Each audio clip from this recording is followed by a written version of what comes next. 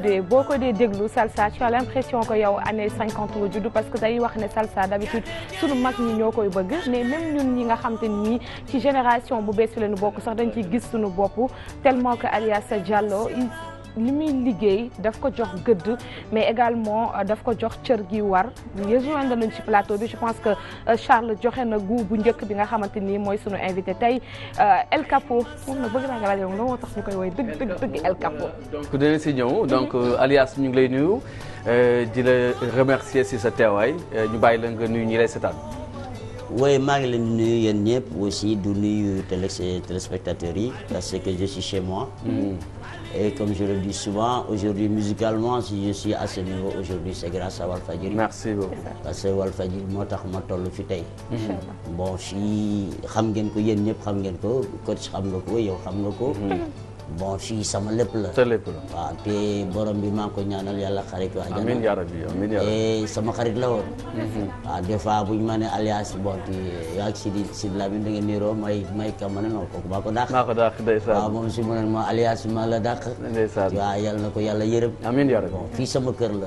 tey Walfadjri tey moo tax Alias Diallo ginnaaw yàlla. moo tax Alias Diallo toll fi tey. macha allah moo tax chaque fois bu ma duggee tous les jours la si l'ami de la jeunesse ah moom loolu kenn natable wu ko ndax dinañ ñëw si programme yi ngay joué un peu partout si Sénégal wax ñu Dakar rek si semaine bi mais tey laaj na lu tax El Capo bi firnde bi dama bëgg nga wax ma un tout petit peu fi nga jaar si ay orchestre ba bi ngay taxawal li nga xam moom mooy sa orchestre parce que fi nga jaar bari na te bari na fi nga jaar également da ngay doon chef d'orchestre mën nga ñëw si jaar bi tuuti si orchestre yi nga jaar rek.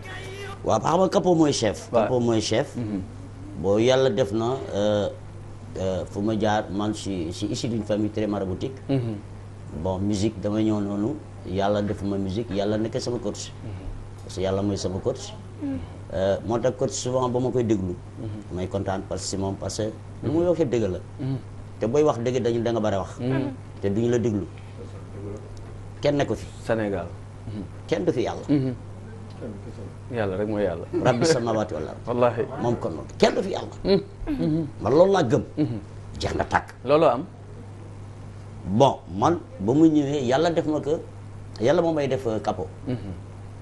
j'ai passé par Lucas Band de Sédhiou ba ma quitté lycée Guinago. j'ai passé par Lucas de Sédhiou après Lucas je suis venu à Dakar ma ñëw Star Band.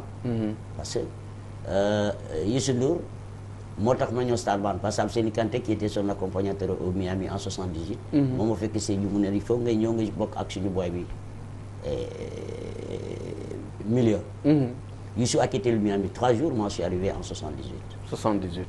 il a quitté le Miami 3 jours ils ont formé l'étoile. c'était pas le Super Étoile. c'était l'étoile. L'étoile de Dakar. bon ils ont formé l'étoile après ñu ngi woon fële ñu ngi dem jouer au Balafon.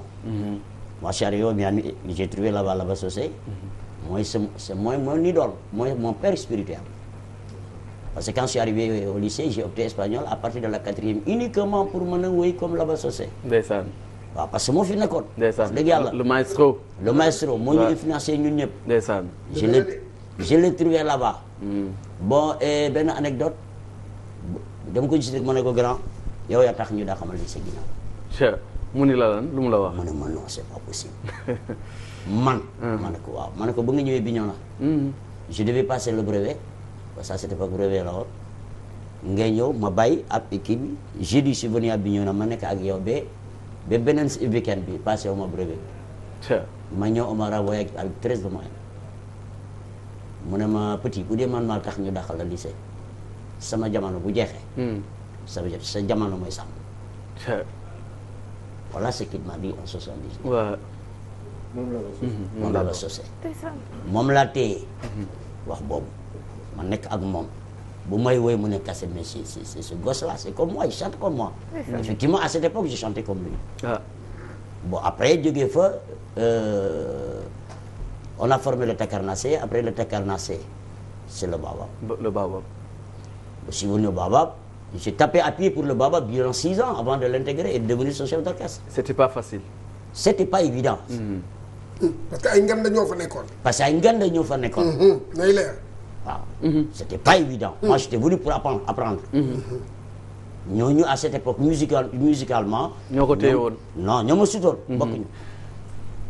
c'est vrai. parce que dans la vie il faut savoir il faut apprendre à être petit. Merci. pour pouvoir être grand demain. Et c'est ce que nous ne faisons pas. Moi j'ai appris. te instant boobu bëgguma woon intégrer rapidement parce que dinaa passer à côté. yooyu après seen problème ak Thione Seck est revenu. Medoune Diallo était là-bas. Rudy Gomis était là-bas. Bala Sidibé était là-bas. Et Ndiouga Dieng était là-bas. J'ai trouvé des chanteurs expérimentés. Je dis que des chanteurs. Parce que mën a woy et nekk musicien ça fait deux. C'est loolu la gars yi xamuñu. J'ai appris avec ces grands-là. Un instrumentiste comme Barthélémy Atisso. Un bassiste comme Charles Ndiaye. Un accompagnateur comme Benjeloum. Un saxophoniste comme Issa Sissoko. J'ai dit que un tromboniste comme Pité Udo. J'ai dit que ñooñu c'est un tumbiste comme Moutaga Kouaté. kooku pour amatul. Alors vraiment je dis que j'ai appris la musique avec ces grands-là. C'est la jàng. Et Barthélémy me le disait, alias attention, la scène n'est pas faite pour apprendre. La scène est faite pour exécuter. Il y a un temps pour apprendre, il y a un temps pour exécuter. C'est ça aujourd'hui le mal des jeunes actuellement. Ils sont pressés. jóge foofu nekk chef d'orchestre. J'ai marché à pied 6 ans. La 6e année je l'ai intégré. Je suis devenu chef d'orchestre du Baba. loolu c'était pas évident. C'était pas évident. Mais yàlla pare na ko démb. Yàlla pare na ko démb. jóge Baba. Bon, du ma dugg ci détails yi. Mais je peux le dire, on m'a renvoyé du Baba. Oui, on m'a renvoyé du Baba. kan moo la daax. C'est nga waxal kan moo la daax. en réunion la ñu ma dàq kër Rudy Gomis à la Liberté 6. Mais qui a raison? fii la Non, ma mission était terminée. Yàlla def ma andi mission. Parce que ki nga den bay ci biti. 6 ans. kooku ñëw ilif la ki sa biir kër. gëmal ne yàlla am na. yàlla am na. dëgg la. bi nga fa jóg ma mission était terminée. bi nga fa je jógee suis parti. tac. Super Sabor. L'orchestre du père de Oumy Sow. waaw de Oumy Sow. ma nekk chef d'orchestre. aussi. Ce Super Sabor là que j'ai amené au LT. ñu nekk LT Ndakaaru. fa la jëlee Aliou Mbaye Nder. maa ko testé à 2 heures du matin. LT Ndakaaru je suis devenu chef d'orchestre. Après LT Ndakaaru je suis parti au Fouquet de l'ASO. Je suis devenu chef d'orchestre. 4 fois capot d'orchestre différent. dégg nga loolu. yàlla may ko kenn. Aïcha Diakhaté. man doon la ko yàlla may Sénégal yàlla may ko kenn. 4 fois capot chef d'orchestre. 4 fois. Et après en 2000. J'ai créé mon propre groupe. tuddee ko le Super Salsa 2000. ma andi sama propre groupe. ma demal sama bopp. demal sa bopp ñu ngi wax am sa style. salsa mbalax bi yaa ngi naan yaa ko créé sax. ñu bari nee ñu amoon na fi ñii ne mais yow da nga ñëw indi leneen ba xale yi tey ñoomee salsa bi. waaw tu sais dans la vie booy see corona sa gars yi di ba bare wax dinaa ci wax. Un projet d'abord il y a 3 choses. booy dugg projet. La faisabilité du projet. La fiabilité du projet. Et l'environnement. waaw environnement ça compte sur beaucoup. suñu environnement bu salté corona pour mu dugg c'est facile. day yomb. L'environnement ça compte. parce que man ñëw ma tëb dugg musique. J'avais un projet à long terme. projet bi mooy lan. mooy que les jeunes yi mën a accaparer salsa. Le monde évolue. Nous sommes en monde d'internet. nekkuñu suñu temps maam yi. bu ñu daan sol caaya man je suis là en costume orange. Ouais, très bien habillé surtout. parce que nekkuñu temps boobu. loolu sax dinañ ci ñëw incha allah. comprendre nga. bon bu mu ñëwee teg. ma ne bon j'ai regardé ce qui est autour de moi il y avait 4 formations de salsa qui étaient là. Le Super Kayor. Pafal, Marsek, Nicolas Menem. Mais quand tu écoutes tous ces orchestres-là, ils font la même chose. Ils chantent les mêmes morceaux que la Bassosé a laissé. Ils chantent les mêmes morceaux que les Cubains ont laissé. Ils ne créent pas. Ils imitent. Ñuy toppandoo. nga ñëw. ma ne moi alias. lii dama koy dégager. Cubain lu ko yàlla may xam-xam. yàlla may na ma xam-xam boobu. absolument. j'ai amené Ayo Néné. qui est mon identité musicale, qui est ma carte d'identité musicale. Moi, je Ayo Néné qui n'est ni de Labassose, ni de Aragon, ni de Munkito. Qui est de moi. Harmoniquement, et sur tous les plans. Et style boobu moo la may tey ngay mën a jouer 4-5 fois dans la semaine. et un peu partout. Parce que style boobu. Tu sais, dans la vie, tout est communication. J'ai amené style avec communication. ma jël ñoom émission ñuy dans sur le salsa ma ne la fecce leen à votre manière. ma nekk le premier à prendre les Amazones pour ñu fecce sama salsa. fecce leen ko à votre manière. c'est une communication. parce que j'ai amené les jeunes. ay xale la andi ñuy fecc salsa. ñu doon wax salsa ay paala mais ñoom émission ñoo ko fecc à cette époque en 2004. c'était des jeunes. mais si des jeunes ñu nekk kër gi ñi gis ay jeunes yi di fecc salsa à leur manière. mais jeunes yi dañuy intéressé à ça. voilà système la. ba pare andi sabar ok. c'est le baobab le premier orchestre ñoom moo njëkk jël sabar dugal ko si salsa. kenn xalaatu ko woon. kenn xalaatu ko woon. c'était Papa Demba Mbaye après mu nekk sabarkat ki ne lam. et moi j'étais chef d'orchestre de cette formation. mu inspiré la. ñun ñoo andi mais il faut être honnête daawuñu ko tuddee salsa mbalax. ok c'est vrai. mais yow yaa ko tuddee salsa mbalax. déedéet mais ñun ñoo njëkk a tëgg. ak sabar le super kayor n'existait pas à cette époque. ok même quand je suis venu au OLT. le super kayor n'existait pas. bon man ma andi tuddee sama musique salsa jalgati. jalgati. mun way jëf waay. salsa jalgati. mu nekk man sama label. mu nekk li ma moom. ki bee moom ko. si label boobu la ñuy taxaw donc même si port bi couleur yi vive yi costume yi waa jalgati. salsa man jalgati mooy noonu comment voilà nga koy fekk. non lan mooy kii bi. jalgati xamoo ko très déedéet. bokk la boobu. très important teg nga sama clip léegi. lan mooy différence bi ak salsa mbalax ak salsa cubain ak salsa ki Labassose jalgati boobu lan mooy. ama boo seetaanee ni may fecc ki sama clip bu ñu dawee. ci fecc bi la. non boo ko xoolee. waaw. da ngay gis la différence totale. jalgati loolu. la différence d'abord rythmiquement. sur le plan rythme. voilà rythme waaw. am na différence. li mooy jalgati. déglul musique alias bokkul ak musique kenn. alias bu ne këng da ngay ni kii alias la. tëgg Modou Lo ak tëgg Balla Gaye ak tëgg. bii xoolal lii la sëñ bi mooy. non du bi. non ni jalgatee laay xool. premier morceau bu ma tëgg la. tëgg Modou Lo. tëgg Tyson. tëgg Yékini. est-ce que du tëgg làmb. tëgg làmb la kay. est-ce que niroo nañu. bokkuñu. non. waaw loolu la mais c'est man différence bi laa bëgg a xam kii.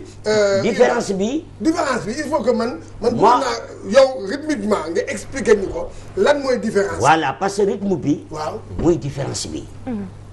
man je suis Paul de naissance man nekk d'adoption Casamance la juddoo Casamance la. waaw rythme. ñun le rythme est dans notre sang. c'est vrai. ma musique est trop rythmique. rythme la. rythme mooy différence bi les Cubains ils sont pas rythmiques. tout ce qu'ils jouent c'est classique. c'est classique. c'est pourquoi je dis aux gens je ne fais pas de la salsa classique. Et la bicicleta, mi corazón, tu prends le micro, tu es là, non, moi c'est pas ça. yow naka la. non man damay dégager je dégage. waaw ma jamam bay ba suuf damay dégager. voilà. le capot. moi je suis un producteur de spectacle. ah oui voilà. je suis un producteur de spectacle. dans la vie si tu sais pas amener une différence. doo dem. quand on dit Ronaldo et Messi parce qu'ils avaient de la différence. et sur scène dañuy gis couleur vive yi. dañuy gis également que ndox bi ngay en tout cas yaa ngi sa bouteille ndox à tout temps. bon parce que lu tax. musuma naan sangara je bois pas je fume pas j'ai jamais bu wax ma la daf ma ko bàyyi. mais regardez comment il est en bonne santé. moi je bois pas je fume pas je croque pas. macha allah. eau minérale rek laay naan muy boîte muy sama kër muy partout loolu laay naan. macha allah musuma naan sama. mais man en fait Alias lu ma bëggoon wax c'est que su ma jàkkaarloog Alias damay kontaan. voilà Gomis yaa ngi gis kii mooy daanal gis nga fecc bi. voilà su ma gisee Alias Diallo déjà damay kontaan parce que sama yaay dala bëgg torop ba su ma defaan dara bêtise moo ko defaan ci kër gi mu bëggee dugg mu ngi may seetaan parce que mu ngi may def signe léegi bu ma defee bêtise ci kër gi damay taal alias Diallo teg ko noonu dafay fàtte li ma def man ndax fa lay nekk di ko gel non sérieux je te promets sama yaay mu ngi may seetaan te du ma wax loo xam ne ci télé laa nekk dafa bëgg alias Diallo mais très souvent damay posé wu la question la moo tax alias Diallo ñeme couleur oser voilà le mot que tu devais dire, tu l'as dit. Voilà. Il faut oser. Il faut oser. Dans la vie, il faut oser.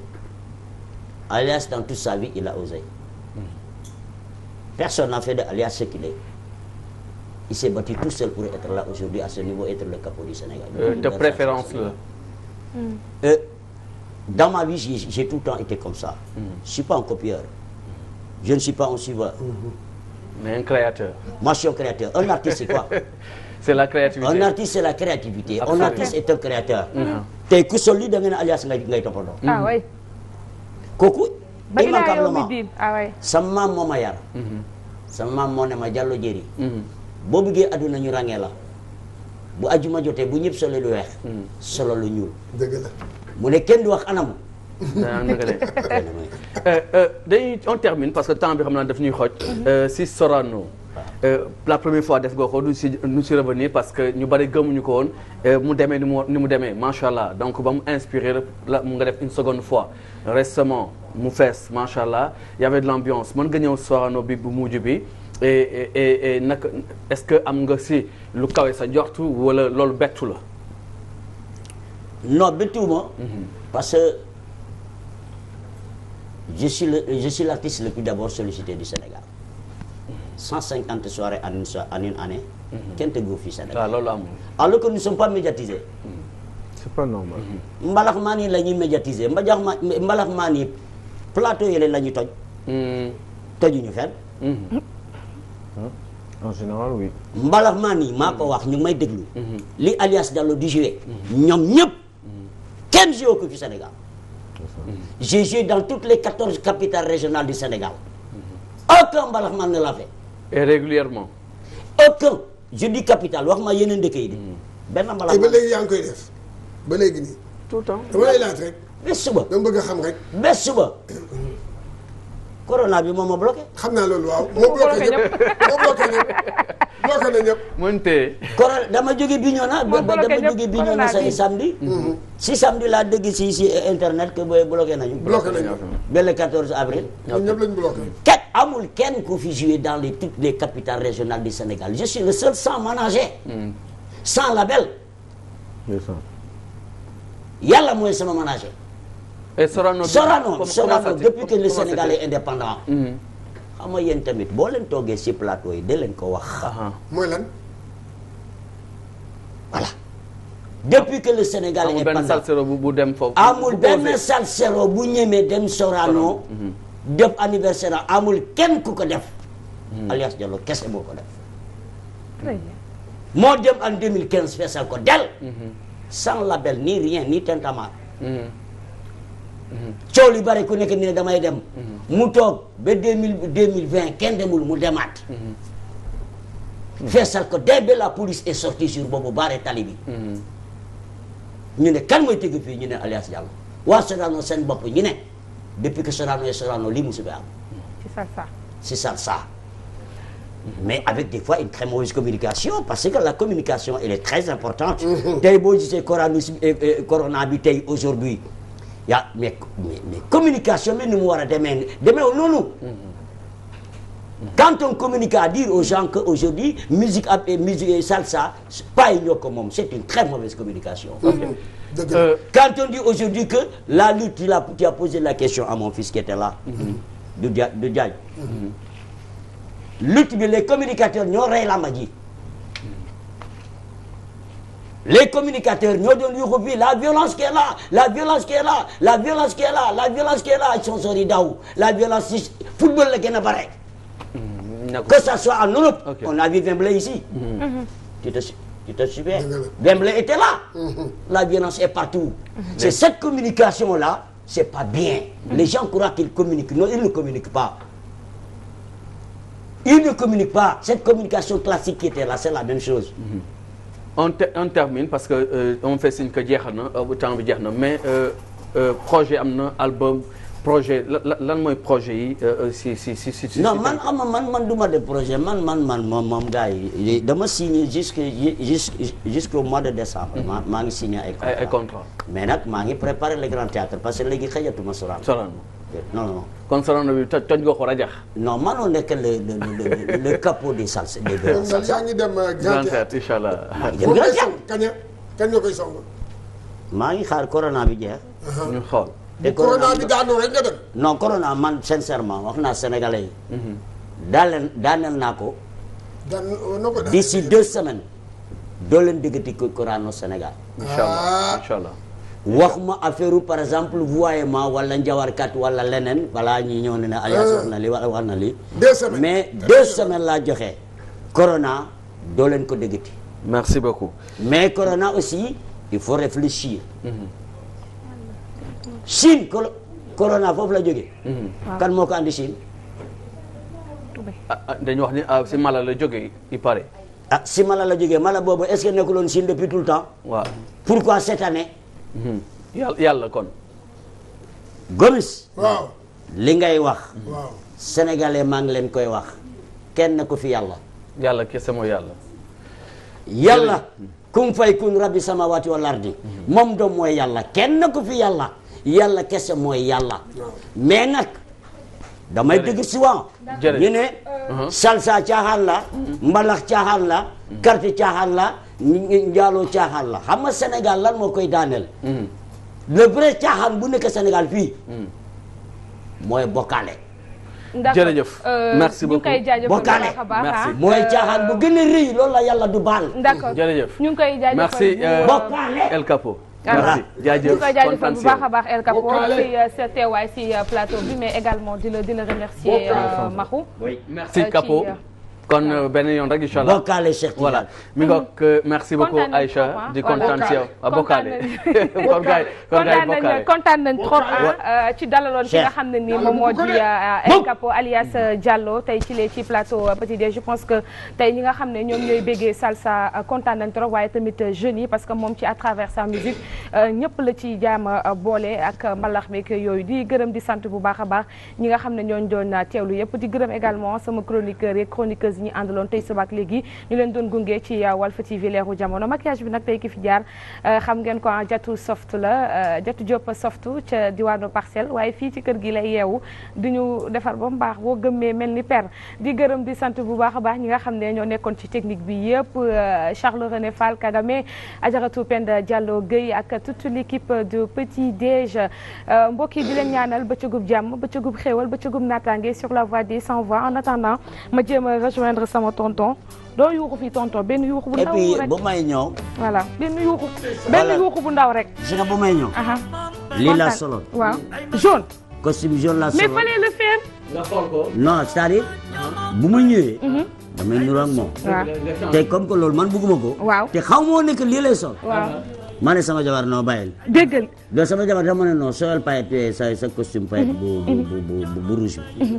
ma ne ko non day briller foofu. tonton yuuxul ñu benn kii rek. xaaral xam ban laa bëgg aayoo neen ne. xaaral parce que ñun jeune génération bi aayoo neen ne lañ gën a bëgg. yuuxul ba aayoo ne ko mu teg ayo ne ne. aayoo ñu yuuxul ñu ko rek. Charles tegal ayo ne ne. waaye yuuxul ñu ko rek tonton Alias. ayo bailando quiere gozar. ndeysaan sinto la bra baila vaquera. domina si voilà. jële. waaw jëlal xaaral Charles teg voilà xoolal ma li non la ndeysaan. ah. non c'est très beau. ndeysaan. yow Aliou Sow doo jot. ah. Gomis xaaral ma feccal. ndeysaan. oh gis nga Gomis li ma la xamee bëgg